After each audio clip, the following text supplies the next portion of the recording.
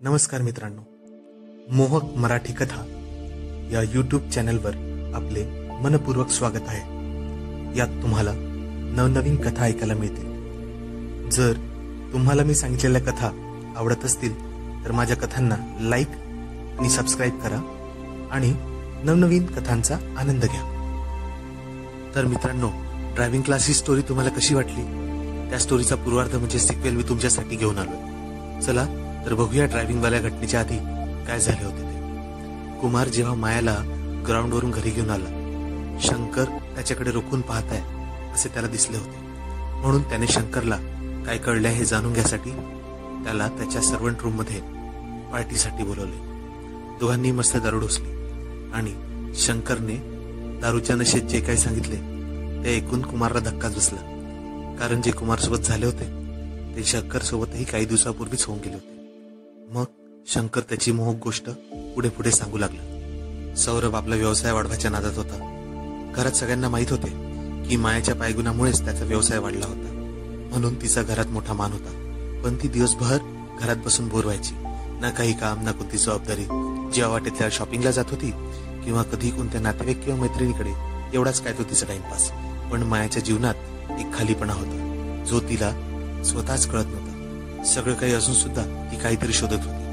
कधी कधी ती शून्यात बसून काहीतरी पाहायची आणि पुढे असे झाले की त्या दिवशी शंकर आणि माया आणि तिची सासू तिघेच जणे घरी होते। जिना उतरत असताना शेवटच्या पायरीहून तिचा पाय मुरगळला आणि ती तिथेच खाली बसली। तिला खूप दुखत होते। तिने जोरात ओरडून शंकरला आवाज दिला, शंकर काका लवकर या। तो धावतच तिथे आला आणि तिला कणत पाहून तिच्या जवळच जमिनीवर बसला। काय झाले सुनबाई? तिने पायाकडे हात दाखवताच त्याने तिचा तळवा पकडला आणि म्हणाला, पाय मुरगळला का? त्यावर ती म्हणली, हो। अरे बघताय काय, काहीतरी करा, खूप दुखतंय। आणि दुःखाने तिने त्याचा हात घट्ट पकडला होता। मग त्याने तिला पाठीत हात घालून वर उचलले आणि मग ती त्याच्या आधाराने कशी तरी डायनिंग टेबल पर्यंत आली आणि तिथे चेअरवर बसली। शंकरला काय करावे सुचत नव्हते। त्याने आयुष्यात एवढे गोरे आणि कोमल पाय कधीच पाहिले नव्हते। शेवटी न राहून त्याने तिचा पाय आपल्या हातात पकडला आणि तो तिच्या तळव्याला हळूहळू दाबू लागला। तो एक चांगला मालिश करणारा होता, त्याला माहित होते कुठे दाबायचे आहे ते। त्याप्रमाणे तो हळूवार आपले हात फिरवत होता। बाईसाहेबांच्या सुंदर पायामध्ये तो इतका गुंतला होता की त्याला स्वतःलाच कळत नव्हते की तो काय करतोय। आता मायालाही थोडासा आराम वाटत होता, तिचे दुखणे कमी होत होते। तेवढ्यात तिची साजूक पूजा आटपून आली आणि तिने विचारपूस करायला लागली काय झाले म्हणून। तिने सर्व प्रकार सांगितला। त्यावर ती म्हणाली, सांभाळून चालत जा पुरी, चल ठीक आहे। शंकरचा हात लागला म्हणजे तू नक्की बरोबर होणार, त्याच्या हातात जादू आहे, हो ना शंकर? हो आईसाहेब, आता सुनबाई ठीक आहे, असे बोलून तो उठला आणि सरळ चालायला लागला। पण त्याच्या शरीरात एक वेगळीच घालमेल सुरू होती। तो किचन मध्ये परत आला तरी त्याचे मन विचलित होते। त्याच्या डोक्यात आणि डोळ्यासमोर मायाचे तळवे आणि पाय फिरत होते। किती सुंदर आहे ना सुनबाई, आणि सुटोल सुद्धा, किती कोमल आहे ना तिचे शरीर। तेवढ्यात त्याला आईसाहेब दूध आणून दे मायासाठी असे सांगत होत्या। तो पटकन हळद टाकलेले दूध घेऊन डायनिंग टेबल जवळ आला आणि मायाकडे न बघताच त्याने दुधाचा ग्लास तिच्या समोर ठेवला। माया म्हणाली, शंकर काका थँक्स। त्यावर तो बोलला, थँक्स काय, मी तर इच्छा नौकर आहे, तुमची सेवा करणे हे माझे काम आहे, तरी पण थँक्स असे म्हणून तिने आपला हात समोर केला। शंकरला थोड्या वेळ कळलेच नाही की काय करायचे। तिने पटकन त्याचा हात घट्ट पकडून हलवला, म्हणजेच शेक हँड केले। तो गोंधळला होता। ते पाहून मायाला खूप जोरजोरात हसायला आले। तिची सासू सुद्धा हसतच होती। तो जणू स्वप्नातच होता। मायाचे कापसासारखे मऊ हात त्याच्या दगडासारख्या हातात अजूनही होते। आता त्याची नजर तिच्या डाव्या उभारातून गेली। तिच्या लाईट ब्लू कलरच्या ब्लाउज मधून उभाराचा भरपूर भाग बाहेर दिसून येत होता। शंकर अजूनही आपली नजर तिच्या कबुतरांवरच टेकून होता आणि वेगळ्या जगाची सैर करत होता। तेव्हा तिचे लक्ष त्याच्या डोळ्याकडे गेले। जेव्हा तिला कळले की शंकर कुठे पाहत आहे, ती एकदम अवाक झाली। तिच्या शरीरात एक वेगळी शिरशिरी उठली। ती शंकरकडे पाहतच होती। तिची सासू कधीचीच उठून देवघरात परत गेली होती। त्याचा हात अजूनही तिच्या हातात होता। त्याच्या हाताचा कठोर स्पर्श अजूनही तिला जाणवत होता। त्याच्या हाताच्या स्पर्शाने ती का नव्हे पण चुन्न झाली होती। तिच्या शरीरातून उत्तेजनेची एक लहर उठली होती। ती त्याला म्हणाली, कुठे हरवले शंकर काका? त्याची तंद्री तुटली। तो शुद्धीवर आला। त्याने पटकन आपला हात सोडून किचन मध्ये धूम ठोकली, पण जाता जाता परत एकदा तिच्या छातीवर नजर फिरवली। मायाने लक्ष रोखून त्याच्याकडे पाहिले। त्याची नजर आज तिला वेगळीच वाटत होती। त्याच्या नजरेत एक भूक होती जी मायाने आजपर्यंत कुणाच्या डोळ्यात पाहिली नव्हती, सौरभच्या सुद्धा नाही। त्याच विचारात ती आपल्या रूम मध्ये आली आणि बेडवर धमकान पडली आणि वर शून्याकडे पाहू लागली। अचानक तिच्या डोक्यात शंकरचा विचार फिरला आणि ती उठून ड्रेसिंग समोर आली आणि स्वतःला पाहायला लागली। लेटल्यामुळे तिची साडी आणि ब्लाऊज अस्ताव्यस्त झाले होते. त्यामुळे ती मादक दिसत होती. ती आपल्या हातांनी आपले शरीर छापायला लागली आणि परत विचार करू लागली. तिला माहित होते की ती खूप सुंदर दिसते, पण आज शंकरच्या नजरेतून ती सुंदर नाही तर मादक वाटत होती. ती खरंच एवढी मादक आहे का? सौरभने आजपर्यंत तिला असे काहीच म्हटले नाही. ती पहिल्यांदा स्वतःला अशी पाहत होती. तिला स्वतःला असे पाहण्यात खूप मजा येत होती. तिचे हात अलगद तिच्या छातीवरून फिरत होते. तिने आपली साडी सोडून फेकून दिली. ती फक्त ब्लाऊज आणि पेटीकोटवर स्वतःला एकदम अधाशीपणे पाहू लागली. तिचे उभार लग्नानंतर अजूनच गोल आणि मोठे झाले होते आणि खूपच आकर्षक दिसत होते. तिने आता पटकन आपला पेटीकोट आणि ब्लाऊज काढून फेकले आणि परत आरशासमोर पाहू लागली. तिची पातळ कंबर आणि दोन्ही पायात फसलेली तिची निकर मस्त दिसत होती. आता ती हळूहळू पूर्ण आपल्या शरीरावरून हात फिरू लागली. तिला एकदमच छान वाटायला लागलं होतं. एकदम तिला शंकरच्या हातांची आठवण झाली आणि विचार करताना सुद्धा तिचे हात आपोआप खाली तिच्या निक्करवरून मैनेवर फिरू लागले. आता एका हाताने ती हळूहळू आपली कबुतरे दाबू लागली. तिचे श्वास आता भारी व्हायला लागले. तिचे पाय आता कापू लागले होते. आता तिला बसता येत नव्हते. ती आणखी जोराजोराने हात घासू लागली. पण तेवढ्यात इंटरकॉमची बेल वाजली. तिने दचकून फोन उचलला. तिची सासू होती आणि ती म्हणाली, अगं लवकर खाली जेवायला ये. तिने पटापट कपडे घातले आणि तशीच खाली आली. तिची सासू डायनिंग टेबलवर पोहोचली होती. मग त्या दोघी जेवायला लागल्या. शंकर जेवण वाढत होता, पण तिची काही हिंमत वर पाहायची होत नव्हती. तिने पटापट जेवण उरकले आणि मग ती बेडरूमकडे जायला निघाली. जाता जाता तिने आणि शंकरने एकमेकांना पाहिले. लगेच नजर चोरून ती बेडरूम मध्ये पोहोचली आणि झोपी गेली. ती एकदम सायंकाळीच उठली. ती खाली उतरली. थोड्याच वेळात तिचे सासरे आले आणि मग घरी हसण्या खेळण्याचे वातावरण झाले. थोड्याच वेळात सौरभ आला. सगळ्यांनी मिळून जेवण केले. सगळेजण विविध गोष्टींवर चर्चा करत होते आणि मग सगळे आपापल्या खोलीत गेले. वर बेडरूम मध्ये जाताच माया सौरभला चिकटली, कारण ती आज दुपारपासूनच तापली होती. सौरभची तशी काही इच्छा नव्हती, पण आज मायाचा जोश पाहून तो काहीच बोलू शकला नाही. आज त्याला तिचा आवेश काही वेगळा वाटत होता. एरवी ती निरस वाटायची, पण आज तिने स्वतःहूनच आपले ओठ त्याच्या ओठात घातले आणि एक प्रगाढ चुंबनाची सुरुवात झाली. त्यामुळे सौरभही चेकाळला. तो पटापट तिला तिच्या कपड्यापासून मोकळे करू लागला आणि स्वतःही झाला. आज मायाचे ओठ सौरभच्या ओठांना सोडतच नव्हते. ती वेड्यासारखे त्याचे ओठ चघळत होती. आता सौरभ सुद्धा मायावर तुटून पडला होता. त्याच्या जिथे जिथे हात पोचत होता तिथे तिथे तो दाबून काढत होता. त्याचा हात तिच्या मांड्यापर्यंत पोचला आणि तो बोटांनी तिची मैना चाचपडत होता. माया तर पूर्ण तयारच बसली होती. तिची मैना सुद्धा ओली होऊन टपकायला लागली होती. त्याने आता आपले ओठ सोडवले आणि तिच्या कबुतरांवर ते ओठ नेऊन तो जोरजोराने चघळू लागला. मायाने एखाद्या ताणलेल्या धनुष्यासारखे आपले शरीर वर करून घेतले आणि माया आता शेकाळून त्याचे डोके आपल्या कबुतरावर दाबू लागली. त्यामुळे सौरभला तर श्वासच घेता येईना. तो आपल्या डोकेवरती काढायचा, श्वास घ्यायचा, मग परत कबुतरावर तोड लावायचा. माया आता कमालीची अधीर होत होती. ती फक्त वाटच पाहत होती की सौरभ तिला पूर्ण कधी खाऊन टाकतो आणि तिच्या आतमध्ये उठणारा ज्वार तो शांत करतो. आता सौरभही कधी नव्हे तो थांबायला तयार नव्हता. त्याने तिच्या पायात जागा केली आणि सोट्याची पोझिशन घेतली आणि धम्मकन तो तिच्या मैनेत शिरला. आह करून मायाच्या तोंडून एक मोठी किंकाळी बाहेर पडली.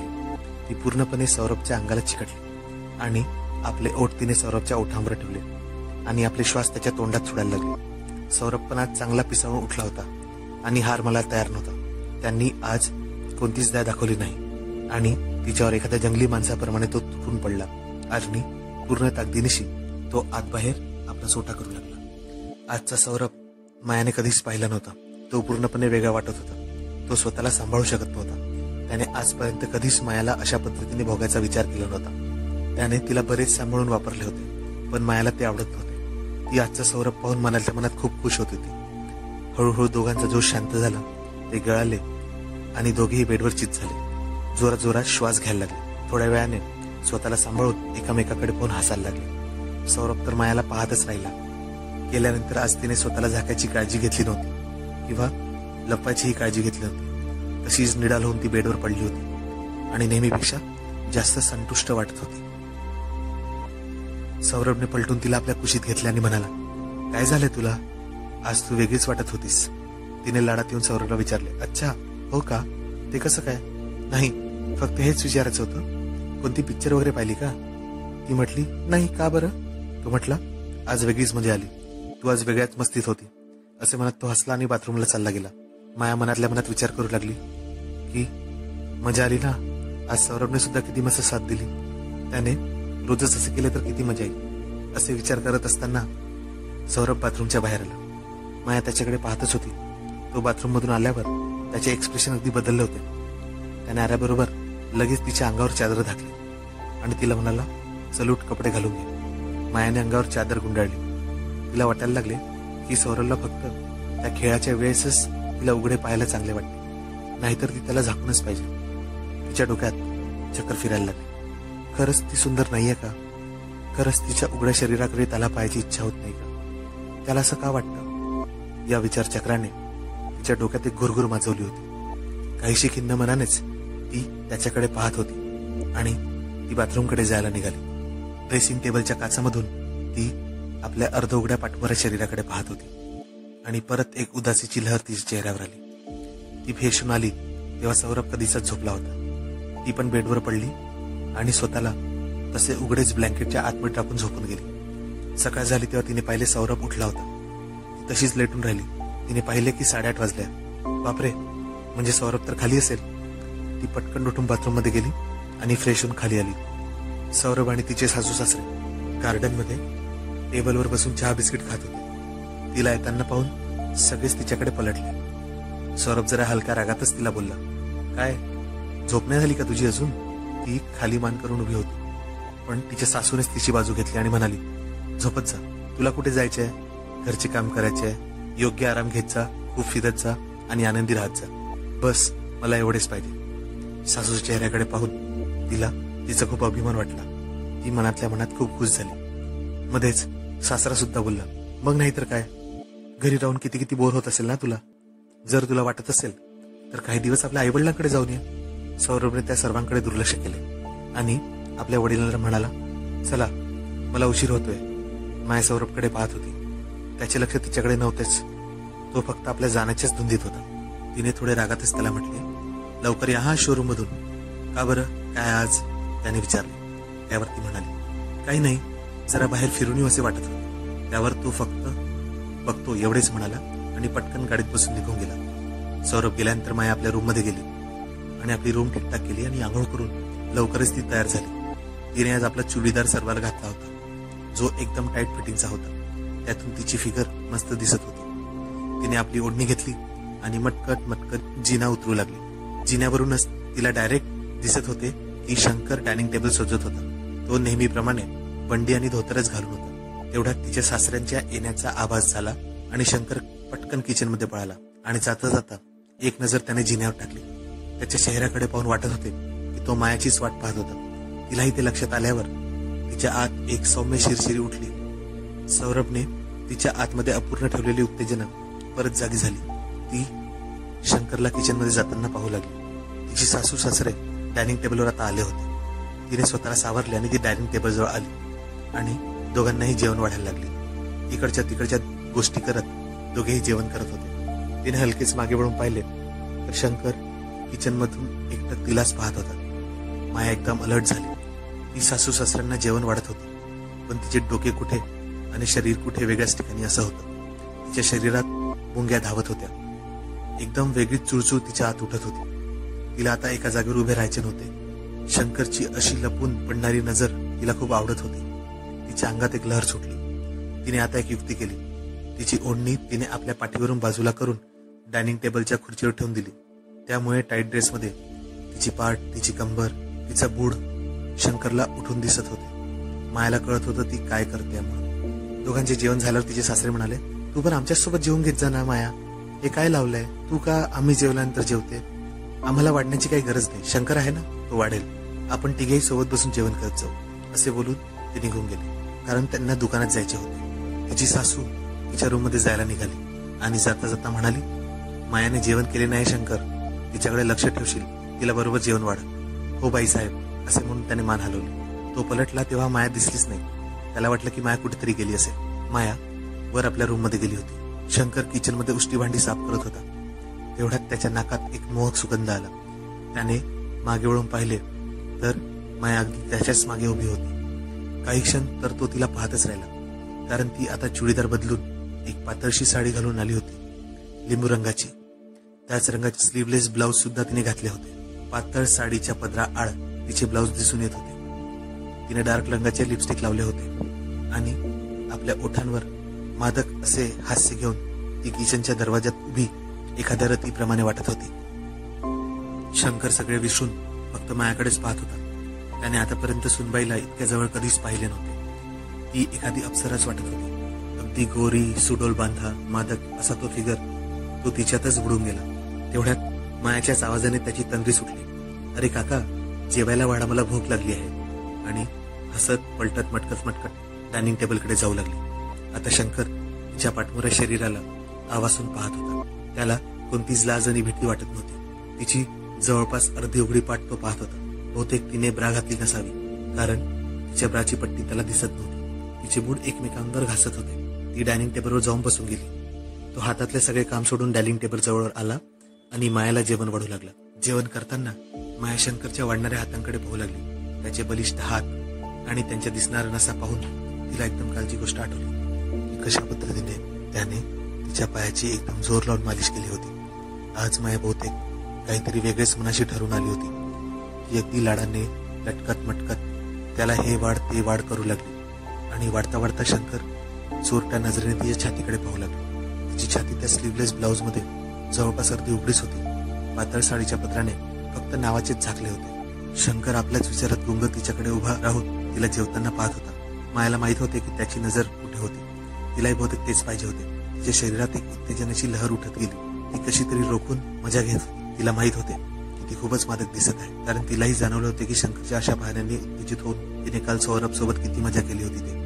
तिचे मन भरले होते, पण जे झाले ते नेहमीपेक्षा थोडेफार ठीक होते. तिला वाटत होते की सौरभने रोज तिच्यावर असेच तुटून पडावे, तिच्यावर वेड्यासारखे प्रेम करावे, तिला चांगले चिरडून काढावे. पण सौरभ मुळात तसं नव्हता. त्याला कधी कधीच काही करायची इच्छा व्हायची आणि तेही त्याला आवडेल तसेच. आणि झाल्यावर तो लगेच तिला दूर करून झोपून जायचा. तिला त्याच्या डोळ्यात संभोगाची भूक कधीच दिसत नव्हती, पण तिला शंकरच्या डोळ्यात कालपासून ती भूक दिसायला लागली. आणि ती भूक पण अशी होती की त्या भुकेवर भाळून एका मोठ्या प्रतिष्ठित घराची सुशिक्षित सुशील सून आपल्या नौकराला डायनिंग टेबलवर रिझवण्याचा प्रयत्न करत होती. एवढी आग तिच्यात भडकत होती. तिचा प्रयत्न होता की शंकरला एवढे आतुर करावे की त्याने तिच्या अंगावर अगदी तुटून पडायला पाहिजे.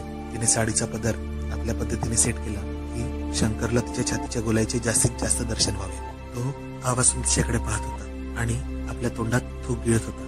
त्याचा गळा आता पूर्णपणे सुकला होता. त्याने कधी स्वप्नात सुद्धा विचार केला नव्हता की मायासारखी मोठ्या घरची सून त्याला तिचे यौवन दाखवायची एवढी सूट देईल. तो तिचा सुगंध घेऊ शकत होता. त्याला वाटत होते कदाचित तो हातही लावू शकेल, पण त्याची हिंमत होत नव्हती. तेवढ्यात मायाचा आवाज त्याच्या कानात आला आणि त्याची तंद्री तुटली. अरे काय शंकर काका, पहा माझे पराठेही संपले, तुमचं लक्ष कुठे आहे? शंकर चाचपत म्हणाला. हो हो हो हो. पराठा वाढता वाढता वागताना त्याने परत एक वेळा तिच्या ब्लाऊजला जवळून पाहिले आणि पूर्वत आपल्या जागेवर आला. थोड्यात मायाचे जेवण झाले आणि तिने शंकरला म्हटले, ठीक आहे काका, आता माझे जेवण झाले. असे म्हणत ती चालत चालत वॉश बेसिन जवळ आली आणि मुद्दामून जास्त वाकून हात धुवायला लागली.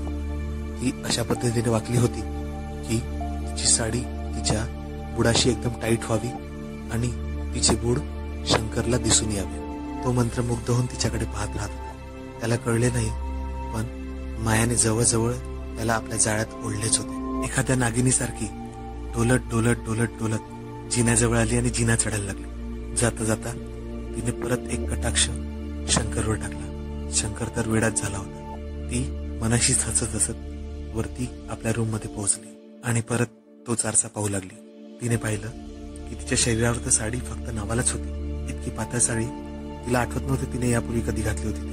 तिची दोन्ही कबुतरे जवळपास दिसतच होती. त्याचा आकार कोणीही बाहेरून पाहून अंदाज बांधू शकत होता एवढा दिसत होता. तिने कसे तरी आपले कपडे बदलले आणि पटकन बेडवर येऊन ती झोपायला लागली. ती त्या ग्लानीत किती वेळ झोपली तिला कळलेच नाही. सायंकाळी ती उठली आणि नेहमीप्रमाणे तयार होऊन खाली उतरली. रात्री 8:30 वाजता तिचे सासरे आले आणि त्यांच्या रूममध्ये चालले गेले. माया अजूनही सौरभची वाट पाहत होती. तिला वाटत होते की सौरभ आल्यावर थोडीफार तरी त्याच्यासोबत बोलेल, कारण तिला दिवसभर एकदम शांतच बसायला लागत होते. तिची सासू जी नेहमी पूजापाठमध्ये व्यस्त राहायची तर तिच्याशी ती काय बोलेल. तिला जेव्हाही वाटलं की आपण काही बोलावे, ती तिला कोणती ना कोणती पूजा करायला सांगत होती. मायाला त्या गोष्टीत काहीच रस नव्हता. तेवढ्यात फोन वाजला. तिच्या सासूने तो फोन उचलला होता. फोन ठेवल्यावर सासू म्हणाली की माया, आता आपल्याला जेवण करायला लागेल, कारण की सौरभला यायला उशीर होणार आहे. तिचे मंत्र एकदम खट्टू झाले. हाट, याला काय अर्थ आहे? पूर्ण दिवसभर वाट पहा आणि सायंकाळी माहीत पडेल की नवऱ्याला वेळ होत आहे. तिचे डोकेच खराब झाले. तिने पटकन तिचा फोन उचलला आणि सौरभला फोन केला. हॅलो सौरभ, तुम्ही आज लेट होणार आहे का? तिने डायरेक्ट विचारले. हो, थोडाफार लेट होणार आहे, कारण बाहेरून काही व्यापारी आले आहेत. मला त्यांच्यासोबत जेवण करायला लागेल. तू जेवण करून घे, ठीक आहे? माया त्याच्यावर चिडलीच. काय आहे ना तुम्ही, मी तुम्हाला म्हटले होते की आज लवकर आहे, आपण कुठेतरी बाहेर जाऊ, आणि तुम्हाला आजच काम आलं ना? माया रागाने अगदी त्यासोबत बोलू लागली. तिचा पारा खूपच चढला होता. आता तोही तिच्यावर चिडून बोलला. अरे तर मी काय करू? व्यापारी आले तर? काम महत्वाचे आहे की फिरणे? घरी येऊन आपण बोलू. आता जेवण कर आणि झोपून जा. माया परत रोडत बोलली. तेच तर करते मी, अजून काय करते? घरी तर काही काम नाहीये, पूर्ण दिवस आरामच तर करते मी. सौरभ बोला, अरे जाऊ दे, मला माफ कर, पण मी काय आता येऊ शकत नाही. तू जेवण करून घे आणि झोपून जा. त्यावरती बोलली, ठीक आहे, जे मनात येईल ते करा, असे बोलून तिने फोन ठेवून दिला. तेवढ्यात मागून तिला तिच्या सासऱ्याचा आवाज आला. ती थोडी सावरली आणि लगेच डायनिंग टेबल जवळ येऊन बसली. आज तिघेही जेवण करत होते, कारण की सौरभ येणार होता. त्यांच्या गोष्टीवरून तिला कळले की तिच्या सासूला कुठेतरी टूरवर जायचे आहे, म्हणजेच कोणत्या तरी तीर्थक्षेत्राला जायचे आहे. पण त्यांच्या बोलण्यात तिला काहीच रस वाटत नव्हता. तिचा मूड खूपच खराब होता. तिला कळले त्यांचा कोणता तरी नातेवाईक काहीतरी टूर अरेंज करतोय, काही दिवसाची तीर्थयात्रा आहे. तेवढ्यात तिच्या सासऱ्याने तिला आवाज दिला. ती खूप रागात होती, पण कसा तरी तिने आपल्या स्वतःवर संतुलन मिळवले आणि ती त्यांच्याशी बोलायला लागले. हा पप्पा, तुम्ही काहीतरी बोलले? तिचे सासरे बोलले, बघ माया, तू दिवसभर घरीच राहते आणि खूप बोर होते, तर माझी अशी इच्छा आहे, त्या टूरवर जाऊन काय येत नाही? मला माहिती आहे की या वयात तीर्थयात्रेला जाणे कदाचित तुला बोरिंग वाटावे, पण घरी बसण्यापेक्षा जाऊन यायला काय हरकत आहे? त्यावर ती म्हटली, ठीक आहे बाबा, मी विचार करते. तिला जायचे तर नव्हतेच, पण तिच्या एवढ्या चांगल्या सासऱ्याचे ती मन तोडू शकत नव्हती. सगळ्यांचे जेवण आटपून माया तिच्या रूम मध्ये आली आणि कपडे बदलून लगेच बेडवर पडली. तिचा राग अजून वाढत होता. चिडून ती कधी झोपली तिला माहीतच नव्हते. तिला माहीतच नाही सौरभ कधी आला आणि कधी झोपला. कदाचित तिला त्या गोष्टीची फिकरही नव्हती. जेव्हा सकाळी तिचे डोळे उघडले तर तिने पाहिले की सौरभ उठला होता. माया तशीच पडून होती. तो बाथरूम मधून निघाला आणि सरळ मायाजवळ आला आणि तिला तिच्या खांद्याला हात धरून हलवायला लागला. मॅडम उठा, 8 वाजले आहे. मायाने काहीच हालचाल केली नाही. सौरभला माहित होते की माया अजूनही रागात आहे. तो थोडासा वाकला आणि त्याने मायाच्या गालावर चुंबन केले. अरे सॉरी बाबा, काल खूप काम होते, काय करू मी, असे म्हणून तो तिच्या गालावर परत एक बार चुंबन घेऊ लागला. ती त्याला फनकारतच म्हणाली, तर जा ना काम करायला, मी थोडी थांबवलंय तुम्हाला, मी अशीच ठीक आहे. अगं बाई, रागवू नको, खूप मोठा एक्सपोर्टचा ऑर्डर मिळाला आहे. जर का तो ऑर्डर क्लिअर झाला तर मी एक नवीन मर्सिडीज घेईन तुझ्यासाठी, मग त्या मर्सिडीज मध्ये फिरशील तू. माया म्हटली, हो, एकटीच फिरेल ना, तू तर नोटा कमवायच्याच चक्कर मध्ये राहशील नाही का? सौरभला काय बोलायला सुचत नव्हते. तो म्हणाला, अरे जाऊ दे यार, चल चल चल, आई बाबा वाट पाहत असतील. असे म्हणत ती उठली. फ्रेश होऊन दोघेही जण खाली उतरले आणि तिच्या सासू सासऱ्यांजवळ गार्डन मध्ये बसून चहा पिऊ लागले. तिचे सासरे आणि सौरभ कॉन्ट्रॅक्ट बद्दलच डिस्कस करत होते. मायाला त्यात काहीच इंटरेस्ट नव्हता, तरी पण तिला त्यात सामील व्हावे लागत होते. चहा नाश्ता झाल्यावर ते दोघेही आपल्या बेडरूम मध्ये परत आले. ती त्याचे कपडे वॉर्डरोब मधून काढायला लागली. कपडे काढताना हँगर वरती असल्यामुळे तिने थोडासा हात समोर केला आणि तिच्या मानेत एक चमक उठली. सौरभने पाहिले की मायाला काहीतरी झाले आहे, पण त्याला दुकानात जायला वेळ होत होता, म्हणून त्याने नेहमीप्रमाणे घाईघाईतच आपले कपडे घातले आणि तो दुकानाला गेला. मायाचे त्याच्याकडे लक्ष होते.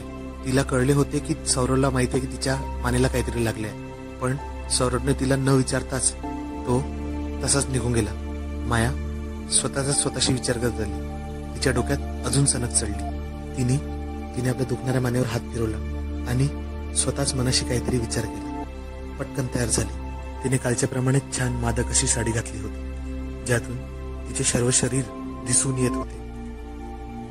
तिच्या ब्लाउज मधून जास्तीत जास्त उभार दिसले पाहिजे याची तिने पूर्ण काळजी घेतली होती.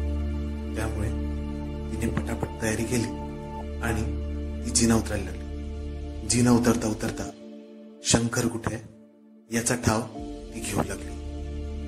तर मित्रांनो, आपण पाहिले की कशा पद्धतीने माया स्वतःच्या रोजच्या घडामोडींना कंटाळली होती आणि सौरभलाही कंटाळली होती. मग यापुढे तिने काय केले हे आपण पुढच्या भागात बघूया. तोपर्यंत मोहक मराठी कथा या चॅनलला लाईक, शेअर आणि सबस्क्राईब करा. तसेच नवनवीन कथांचा